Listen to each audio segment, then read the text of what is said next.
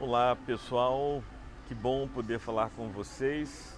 Estou aqui no aeroporto me preparando para viajar e queria gravar esse primeiro vídeo neste período após o nosso encontro do sábado passado, dia 1º de julho, quando nós começamos o nosso curso preparatório para o exame da ordem, esse curso de Direito Penal e Direito Processual Penal.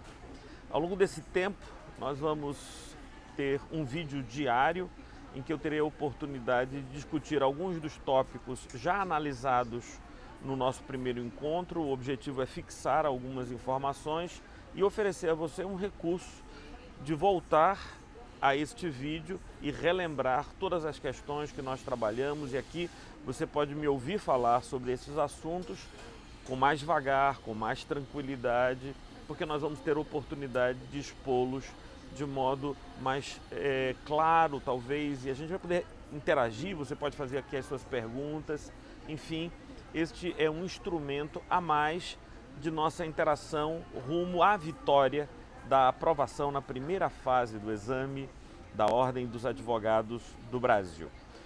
Hoje eu queria entrar já no artigo 1º do Código Penal, quero discutir neste vídeo do artigo 1º ao artigo 3º, falando sobre alguns princípios. O mais importante deles é o princípio da legalidade. O primeiro artigo do Código Penal diz o seguinte: não há crime sem lei anterior que o defina, nem pena sem prévia culminação legal. Aqui há 3 informações fundamentais que você precisa fixar, porque eventualmente isso pode ser demandado no exame da Ordem dos Advogados do Brasil. O primeiro é o princípio da legalidade, ou seja, só é crime no Brasil aquela conduta, aquele comportamento que a lei penal define como tal.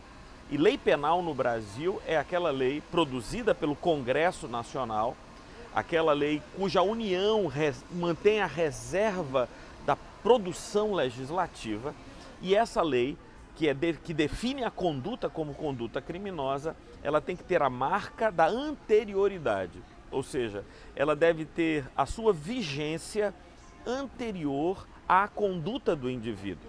Só para lembrar um pouco dos nossos encontros e nossas falas em introdução ao estudo do direito, a lei, depois de produzida e publicada no Diário Oficial, ela passa por aquele período de vacatio legis, o descanso da lei, se a gente fosse traduzir de um modo literal. Neste período, a lei já existe, é verdade, mas ela não tem vigência. Ela ainda não rege as relações dos indivíduos no meio da sociedade. Então veja, neste período da vacatio legis, em que a lei já existe, se esta lei ela é mais favorável ao réu, é possível a sua aplicação, mas em tese ela ainda não está relacionando, não está comandando, vigindo e está incidindo sobre as condutas praticadas. Só depois do final da vacatio legis e por tempo indeterminado até a sua revogação, a lei produz aquilo que nós chamamos de atividade, sua capacidade de reger as relações jurídicas efetivamente. O que o artigo 1º quer nos dizer é o seguinte, que é preciso que haja uma lei, é preciso que haja um dispositivo legal que defina uma conduta como criminosa. E esse dispositivo legal deve ser explícito, deve ser específico, porque não se pode concluir que uma conduta é criminosa por analogia, porque é semelhante a algo que nós imaginamos ser danoso. Também uma conduta não pode ser considerada criminosa porque ela é imoral, porque ela é contra os costumes, porque ela é nefasta, é negativa. Crime precisa ser um conceito bem específico, bem definido. Crime é aquele fato típico, antijurídico e culpável. O fato típico é aquele comportamento que traduz na exterioridade do mundo concreto aquilo que efetivamente é descrito pela lei penal como vedado. E diz o texto: não há crime sem lei anterior que o defina, então além da legalidade nós temos a anterioridade da lei penal. Essa lei tem sua vigência anterior ao momento da conduta, ao momento em que a conduta é praticada. Então é preciso que ela tenha essa vigência, essa anterioridade. e ela traga consigo a culminação de uma pena, o que significa dizer que ela prevê, ela ameaça uma sanção. Praticada a conduta, decorre a sanção que está relacionada àquela conduta. Para citar um exemplo bastante conhecido, o artigo 121 do Código Penal nos diz: matar alguém, pena, reclusão de 6 a 20 anos. Significando dizer que se alguém praticar esta conduta, estará sujeito à pena culminada a esta conduta, reclusão de 6 a 20 anos. Vamos continuar. O Código também nos fala que se alguém praticou uma conduta e durante a prática dessa conduta, aquela atitude é típica, é descrita pela lei penal, mas futuramente vier uma norma que abolir o crime, acontecer o fenômeno da abolitio criminis, ou seja, uma nova lei revogando a anterior que definia a conduta como crime, agora surge e diante dessa situação, aquela conduta não é mais considerada criminosa, então ninguém poderá vir a ser punido. E mesmo que já haja sentença penal transitada em julgado, a nova lei, que é extremamente mais favorável, porque ela revogou o crime, ela deve retroceder, incidindo sobre a conduta praticada anteriormente. E deve apagar toda a memória, toda a lembrança, não apenas desfazendo a pena, não apenas isto, mas também afastando todo o registro, toda a possibilidade de reincidência, tudo que tiver relação com aquela conduta que agora não é mais considerada crime, deve ser apagado da história, da ficha criminal do indivíduo. Só para citar um exemplo, em 2005 a conduta do adultério deixou de figurar como crime no Código Penal. Se eventualmente alguém foi punido pela prática do adultério até aquela data, este alguém deve, a partir da abolitio criminis, ter apagado esse registro, desfeito esse registro e não mais vigorar sobre ele. Isso, quando o artigo 2º do Código Penal nos fala da abolitio criminis, ele também já está nos mostrando, nesse mesmo dispositivo, no seu parágrafo único, que é possível a retroatividade da lei penal para favorecer o réu. Isso é uma característica exclusiva do direito penal, que é a mais bela das áreas do direito, eu e você sabemos bem disso. Agora vamos prestar atenção. Eu disse a princípio que depois da vacatio legis, a norma entra em vigor por tempo indeterminado, até vir a ser revogada a norma por outra norma. Este período é o período de atividade da norma. Isso vale para o direito penal, para o direito civil, para o direito tributário, para todas as áreas do direito tem atividade. Agora, revogada a lei, se a conduta foi praticada dentro da sua vigência, ela vai ter ultraatividade.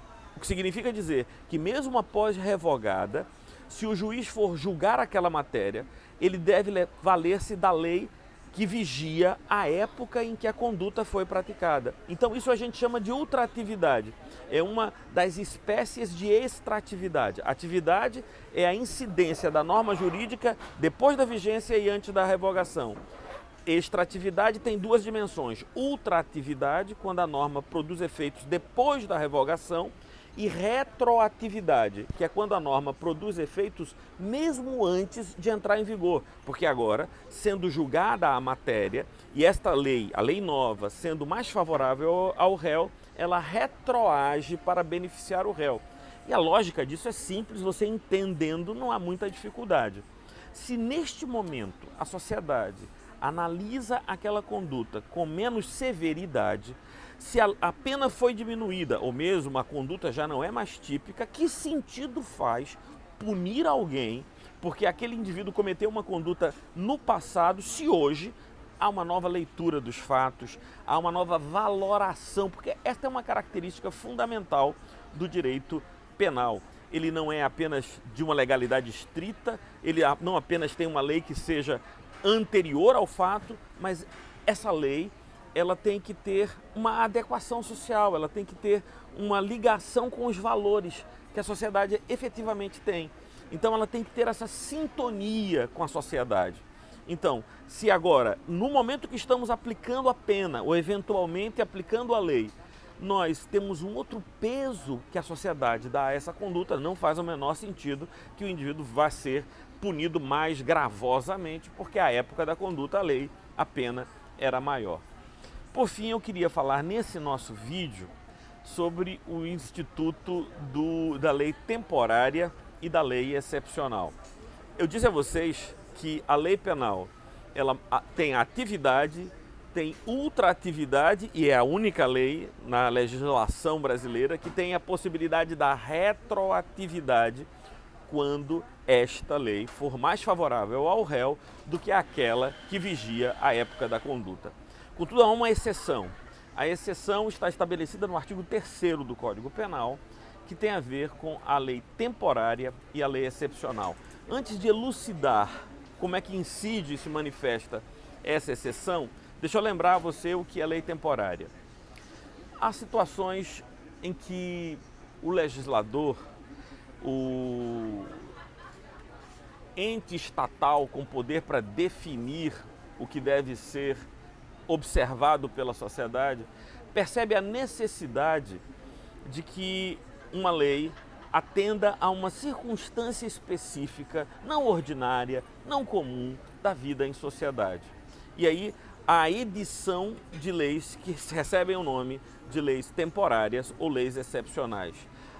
Tanto a lei excepcional quanto a lei temporária têm uma característica essencial. Elas têm a circunstância de sua revogação pré-definida no próprio texto legal.